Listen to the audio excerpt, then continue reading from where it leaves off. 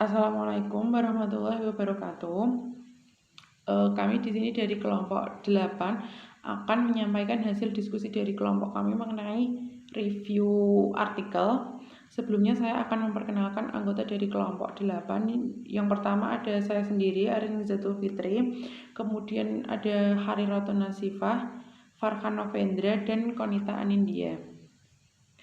Di sini kami mengambil artikel dengan judul Corporate Governance and Firm Performance in Developing Countries, Evidence from India, atau tata kelola perusahaan dan kinerja perusahaan di negara berkembang, bukti dari India. Artikel ini berasal dari salah satu artikel dalam tata kelola perusahaan Vol 16 yang diterbitkan pada tahun 2016. Kemudian untuk abstrak, yang pertama ada tujuan dari adanya penelitian ini yaitu untuk menguji pengaruh tata kelola perusahaan terhadap kinerja perusahaan di negara berkembang. Kemudian untuk metodologi yang digunakan yaitu analisis empiris dan metode umum sistem momen. Untuk hasil dari penelitian ini yaitu menunjukkan bahwa ketika dewan lebih besar anggotanya pada suatu perusahaan dikaitkan dengan pengetahuan yang lebih, maka akan membantu meningkatkan pengambilan keputusan dan meningkatkan kinerja perusahaan. Untuk hasil lainnya, return on equity dan profitabilitas tidak berhubungan dengan tata kelola perusahaan, serta kualitas CEO tidak akan terkait dengan ukuran kinerja perusahaan. Untuk implikasinya sendiri, yaitu dapat digunakan oleh perusahaan pada negara berkembang dengan mematuhi praktik dan menjalankan tata kelola perusahaan agar dapat mencapai kinerja perusahaan yang baik dan memiliki pasar yang lebih luas. Kemudian pendahuluan, pada penelitian artikel tersebut menyoroti hubungan antara tata kelola perusahaan dan kinerja perusahaan yang semula hanya dibahas dalam konteks negara maju saja. Namun kini mulai dibahas dalam konteks negara berkembang, salah satunya yaitu India. Adanya tata kelola perusahaan pada negara berkembang mulai disorot, yaitu karena adanya kebangkrutan dan penipuan yang terjadi pada negara-negara berkembang. Keruntuhan perusahaan biasanya terjadi akibat dari adanya sistem tata kelola perusahaan yang masih lemah. Karena hal tersebut, maka kebutuhan untuk memperbaiki dan mereformasi struktur tata kelola perusahaan menjadi lebih banyak. Kemudian, tata kelola perusahaan memiliki peranan penting dalam kemungkinan terjadinya kecurangan akuntansi. Perusahaan dengan struktur tata kelola yang lemah, maka akan menghadapi masalah yang lebih banyak juga. Tujuan lain dari adanya tata kelola perusahaan ini yaitu untuk memberikan jaminan kepada pemegang saham untuk mengetahui bagaimana kinerja perusahaan di mana ia menanamkan sahamnya.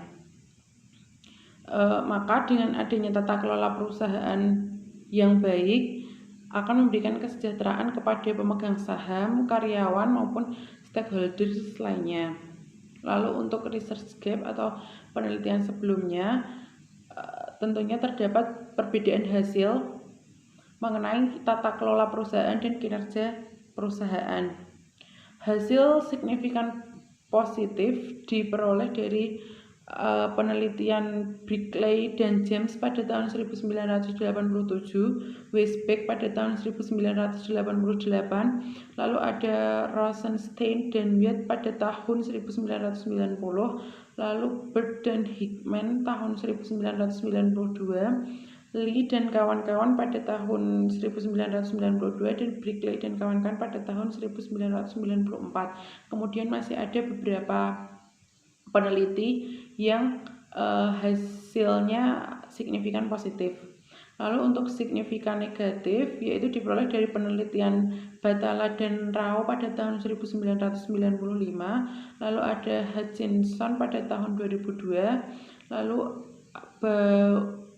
pada dan kawan-kawan pada tahun 2004. Kemudian untuk hasil tidak signifikan dari penelitian Hermalin dan Weisbeck pada tahun 1991, kemudian Park dan Sin pada tahun 2003, kemudian ada Prevost dan kawan-kawan pada tahun 2002, ada Singh dan Davidson pada tahun 2003, dan Muda pada tahun 2003. Selanjutnya adalah tujuan dari penelitian tersebut.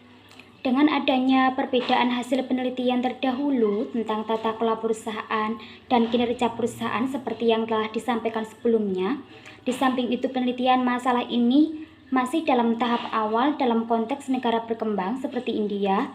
Sebagian besar penelitian sebelumnya di India didasarkan pada sampel kecil. Untuk itu, studi ini bertujuan untuk menguji dampak tata kelola perusahaan terhadap kinerja perusahaan untuk perwakilan sampel industri manufaktur besar di India. Selanjutnya, literatur review penelitian tersebut. Tata kelola perusahaan merupakan salah satu hal yang penting, karena dengan adanya tata kelola yang baik akan mencerminkan seberapa baik kinerja perusahaan. Dalam pertanggungjawabannya, tata kelola perusahaan dilakukan kepada pemegang saham, karyawan, maupun stakeholder lain. Berdasarkan teori keagenan, menunjukkan bahwa direktur perusahaan cenderung tidak berhati-hati dengan dana orang lain. Teori lain menyebutkan bahwa tujuan utama perusahaan adalah untuk memberikan jaminan kepada pemegang saham oleh Slaver dan Vishay tahun 1997. Kemudian teori stewardship memberikan asumsi hubungan yang kuat antara keberhasilan organisasi dan kepuasan pemegang saham. Adapun oleh Masayoshi dan Bazos tahun 2008 menyelidiki peran tata kelola pada perusahaan, menemukan bahwa keberadaan investasi tidak terkait positif dengan kinerja perusahaan. Di sisi lain, Kay Rebuah Soleman 2007 menemukan bahwa kepemilikan saham meningkatkan penilaian pasar. Selanjutnya, hipotesis dan konstruksi variabel dari penelitian tersebut. Hipotesis yang pertama, ukuran dewan direksi berhubungan positif dengan kinerja perusahaan. Studi ini mengukur ukuran dewan berdasarkan jumlah direktur yang menjabat di dewan dan diharapkan memiliki hubungan negatif dengan kinerja perusahaan. Dalam studi ini menggunakan ukuran untuk menangkap perbedaan kecil dalam ukuran papan. Oleh karena itu, memiliki hipotesis tersebut untuk diuji. Hipotesis yang kedua, independensi dewan memiliki hubungan positif dengan kinerja perusahaan. Independensi dewan diukur dengan proporsi eksekutif independen yang menjabat di dewan perusahaan. Pada penelitian ini menggunakan kuadrat dan proporsi direktur luar untuk menangkap perbedaan kecil dalam proporsi direktur luar. Hipotesis yang ketiga, frekuensi rapat dewan tahunan berhubungan negatif dengan kinerja perusahaan. Peneliti mengukur intensitas aktivitas dewan berdasarkan frekuensi pertemuan tahunan. Hal ini melibatkan biaya yang besar seperti waktu manajerial, remunerasi direktur, dan lain-lain. Oleh karena itu, peneliti berusaha untuk menyelidiki hipotesis tersebut. Selanjutnya, hipotesis 4. Dualitas CEO berhubungan negatif dengan kinerja perusahaan. Berdasarkan peneliti terdahulu, dampak dualitas CEO pada kinerja perusahaan ditemukan bervariasi di berbagai industri. Mempertimbangkan penemuan tersebut, penelitian mengambil dualitas CEO sebagai parameter variabel tata kelola perusahaan. Dengan demikian, penelitian membangun hipotesis tersebut. Selanjutnya, hipotesis yang kelima, kepemilikan saham institusional berhubungan positif dengan kinerja perusahaan. Kepemilikan institusional diharapkan memiliki hubungan positif dengan kinerja perusahaan. Peneliti mengukur kepemilikan saham institusional dengan persentase saham yang dimiliki oleh institusi dibagi dengan jumlah tata saham dengan perusahaan.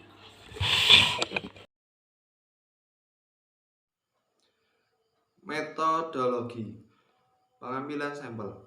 Penelitian tersebut mengambil sampel sebanyak 1.992 perusahaan yang dipilih dari 20 industri penting di sektor manufaktur India selama periode 2001-2010 yang terdaftar di Bombay Stock Exchange.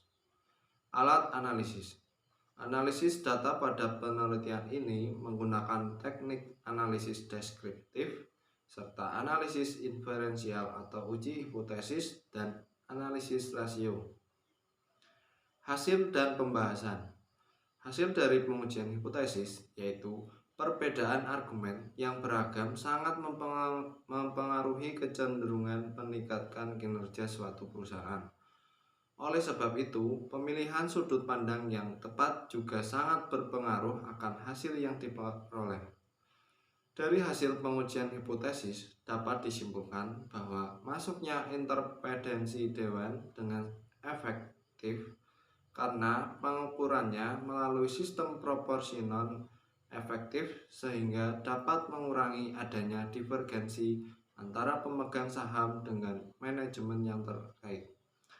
Namun terdapat beberapa tokoh yang beranggapan negatif dengan adanya interpedensi. Pembahasan masing-masing hipotesis. H1. The board is positively related to firm performance. Masuknya dewan interpedensi merupakan hal efektif yang berguna untuk mengurangi adanya divergensi dengan manajemen.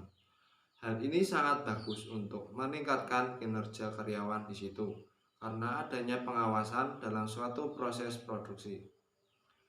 H.2. Board independence has a positive relationship with firm performance. Hubungan yang terjalin antara dewan interpedensi dengan pemegang saham maupun manajemen dapat meningkatkan kinerja perusahaan karena seringnya intensitas pertemuan yang terjadi sehingga komunikasi dapat berjalan dengan baik. H.3. The frequency of annual board meetings is negatively related to firm performance. Adanya rapat dewan tahunan juga dapat berdampak negatif jika dalam rapat tersebut tidak tercapai keputusan yang baik dari apa yang dirundingkan, sehingga secara tidak langsung akan menimbulkan dampak negatif terhadap kinerja perusahaan. Selanjutnya hipotesis 4. Dualitas CEO berhubungan negatif dengan kinerja perusahaan. Maksudnya, dualisme kepemimpinan dalam suatu perusahaan dapat mengakibatkan penurunan kinerja perusahaan karena adanya perbedaan pandangan, haluan, dan juga pemimpin, sehingga dalam melaksanakan kegiatan di perusahaan terganggu. Penelitian tersebut menghasilkan dualitas CEO tidak signifikan dalam menjelaskan variasi kinerja perusahaan, meskipun tandanya diperkirakan positif. Hipotesis 5. Kepemimpinan saham institusional berhubungan positif dengan kinerja perusahaan. Pemilihan kepemimpinan yang tepat merupakan hal utama dalam meningkatkan mutu maupun kinerja suatu perusahaan, karena suatu pemimpin mempunyai kebijakan-kebijakan yang berbeda dalam mengatasi suatu masalah untuk mencapai tujuan yang diinginkan perusahaan. Penelitian tersebut mencoba mengukur pengaruh corporate governance terhadap return saham, dan hasilnya menunjukkan bahwa pengaruh variabel corporate governance terhadap return saham tidak signifikan. Selain itu, penelitian tersebut juga menunjukkan bahwa dampak variabel tata kelola perusahaan pada ukuran kinerja perusahaan lainnya seperti ROE, net profit margin, dan stock return tidak dapat ditetapkan untuk perusahaan sampel karena tidak signifikan secara statistik. Simpulan secara keseluruhan. Penelitian ini dilakukan untuk menunjukkan hubungan antara tata kelola perusahaan dan kinerja perusahaan dalam industri manufaktur di India. Hasil dari penelitian ini adalah hubungan antara tata kelola perusahaan dan kinerja perusahaan tidak terlalu kuat di India. Hal ini dapat disebabkan oleh tidak diikutinya pedoman dan peraturan pada sampel tahun awal periode. Hasil penelitian tersebut menunjukkan bahwa perusahaan yang mematuhi praktik tata kelola perusahaan dengan baik diharapkan dapat mencapai kinerja pasar yang lebih tinggi.